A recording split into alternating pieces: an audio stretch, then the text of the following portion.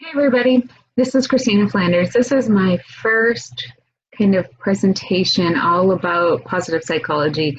So I'm hoping that you guys are doing well at home with your kids, and that you're not all driving each other crazy. I think I have had some moments like that here at my house. So let me start by saying that we want this to be really informative for you guys. Um, we don't want it to feel like you're going back to school, but hopefully you can use some of these techniques. So today I'm going to kind of walk us through a positive psychology intervention that you can actually use at home. And it's all focused on gratitude. So we're going to take some time and talk about that. So I want to start with just a quick, brief activity. So take a minute and think about your own kids. What are 3 things that you would really want for them in life? Take a minute, think about that.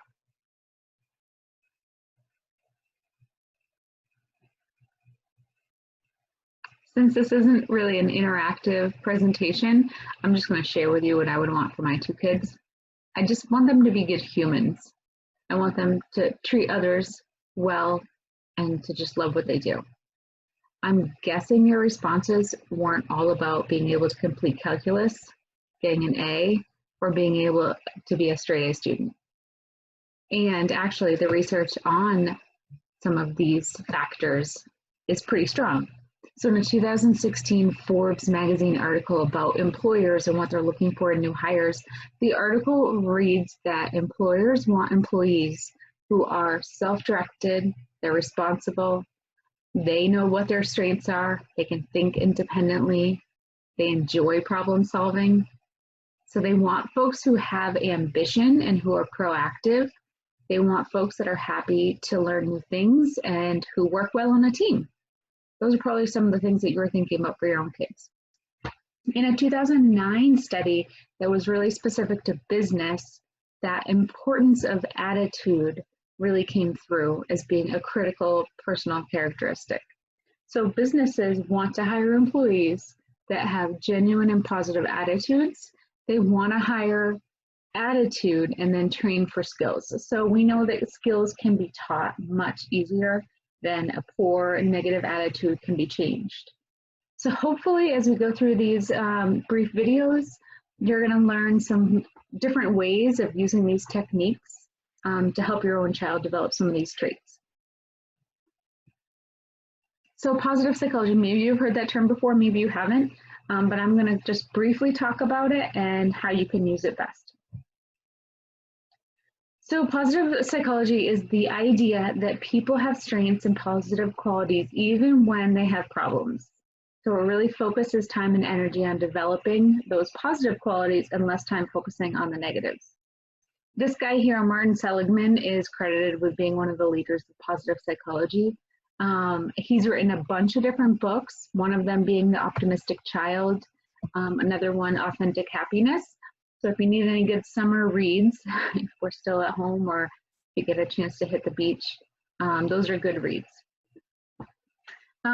So he is linked to grit and growth mindset, which are both concepts that we're going to talk about moving forward. And grit is actually kind of the byproduct of Angela Duckworth's work. And she was actually Martin Seligman's student. So they worked quite well together. She has an awesome book called Grit, The Power of Passion and Perseverance. I would highly recommend it if you're interested in learning more about that term grit. Like, what does that mean? And how can you develop it? Because it can be developed. Really cool research about that. So when we think about positive psychology, there are 6 big concepts that are covered. And the goal of positive psychology is to take different positive psychology interventions, PPIs, and use them to target these 6 different areas. So today I'm just going to cover gratitude. So, you know, this is a busy society. There's tons of information. Lots of families are dual income families, although right now, maybe there's some families that have parents at home. But it's much more challenging for us to find ways to get our kids connected to youth socially and then also get them connected to their communities. Again, not to mention we're all kind of stuck at home. So teaching gratitude is actually going to be helpful to today's circumstances. So how do we kind of develop that in our kids? So gratitude can really be defined as an emotion or an attitude that has two stages to it. So the first stage is you need to acknowledge something positive in your life. So that could be because of a gift, it could be a favor from somebody, support from other people around you, or just a good cause. And then next, you have to understand that that source of the gift or that experience is beyond you. So it's a moral emotion. And it's more than just a feeling, it is linked to actual positive transformations in the person. So another kind of term that is like a synonym for it is thankfulness. So thankfulness for something that wasn't earned, wasn't deserved, it wasn't expected, but it was due to some good intentions of someone else. So briefly, before I get into some of those interventions or strategies you can use at home with your kids, I want to just touch on the research. I'm a data-driven person. I need data in my life. If I don't have data, I don't like to do things if I don't know why I'm doing them. So here's some research about why teaching gratitude in kids is just a really important skill. So gratitude is really linked to some nice positive emotions and some pro-social outcomes. Would be, again, being good humans, right? So people who express gratitude on a regular basis have better physical health, they're more optimistic, they progress towards their goals better than others that don't show gratitude, they have better well-being. They also are grateful people. When you are a grateful person, you tend to be more helpful. You tend to be more supportive, empathetic, and forgiving towards other people. And you tend to be less narcissistic and materialistic. So there are some really nice research studies that show why teaching gratitude is so important. You can read the other stats there. So there's a couple different activities that you could do at home. There's one that I'm really going to kind of stress as being something that you can try, and I'll show you that example when we get to it. So here's just a list. So there's gratitude journaling, there's gratitude visits, 3 good things, personal gratitude lists, letting go of a grudge, and for this, I am grateful. So gratitude journaling. So this is one where, you know, we're working at home now, we have this remote learning kind of thing going on. This is a great opportunity to build in some kind of social emotional work into the school day.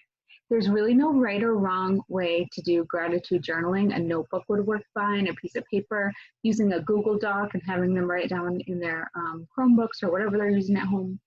But if you're able to set aside 15 minutes of undisturbed time, which, I mean, we have a lot of time at home right now, so that could probably happen, and have your child write down 5 things that they've experienced over the week, so maybe this is only a once a week thing, that they're grateful for.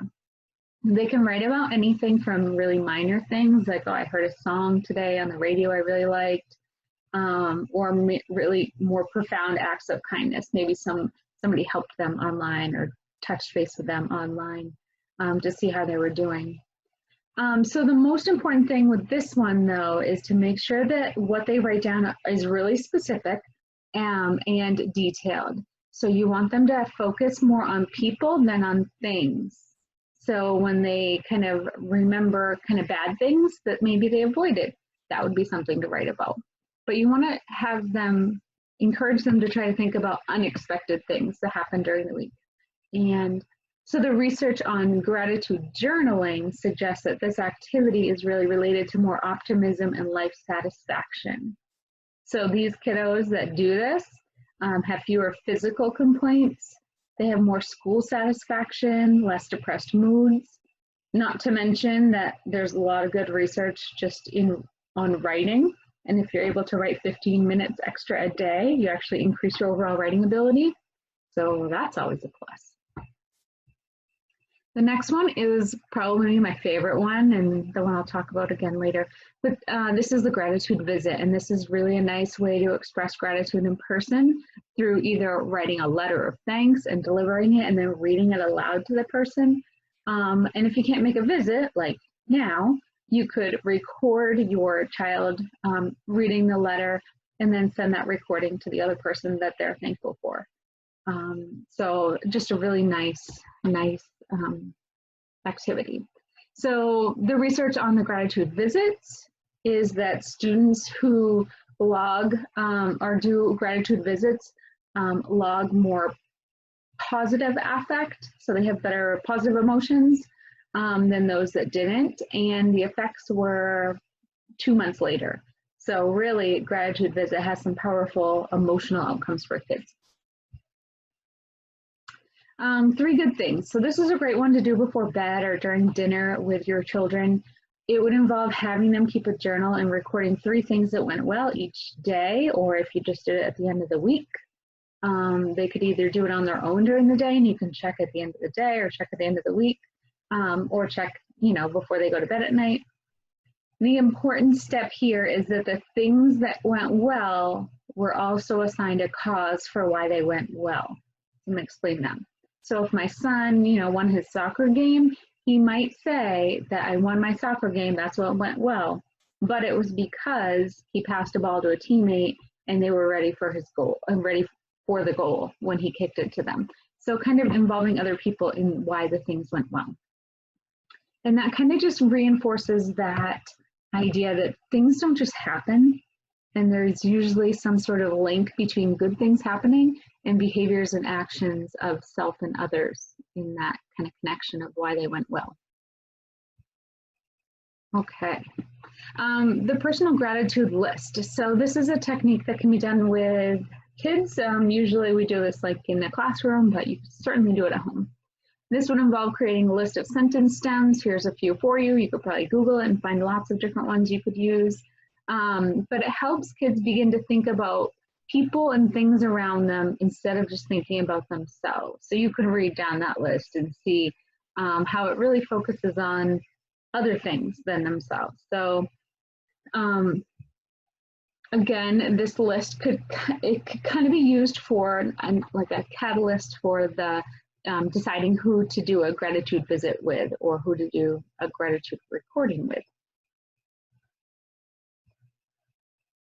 All right, letting go of a grudge. So this one is probably more one that I would use like in working with a kid, but you could probably do it at home too. I don't know how receptive kids would be to doing this with a parent, but have your child think of a person that they're holding a grudge against, and think about how that affects that kid.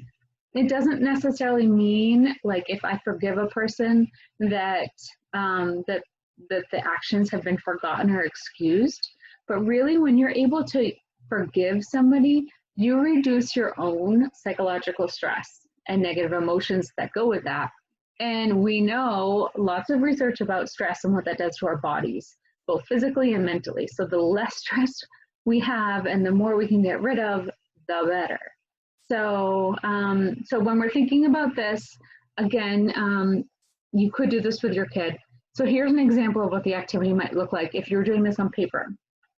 So you would have the child write down all the things about the person that they're thinking about. So you want them to really focus on that person. Write down everything that person that you like about that person, all the positive things. So here's some examples that I had. So this particular student is nice to me at school, offers to help me, reads with me, calls me when I'm homesick, shares toys with me, plays with me at recess. So those are all like positive emotions. The next part is to have the child really think about, now what is the grudge? Let's write it down on the same page. So in that other colored oval there, you write down the grudge. So in this case, Sally didn't invite me to her birthday party. So probably to your kid, that's like a huge deal. But just even visually, you can see the positives far outweigh that one negative. So bringing them back to there's a lot of really cool things about Sally that maybe we should focus on. So the last part of that activity is kind of helping guide them through some of these questions. So have them look at what they wrote. Do they feel any differently now that they see it kind of written out? You could do the writing for the kid too. I know like a lot of kids don't feel like writing, and that's fine if you're just going to write them.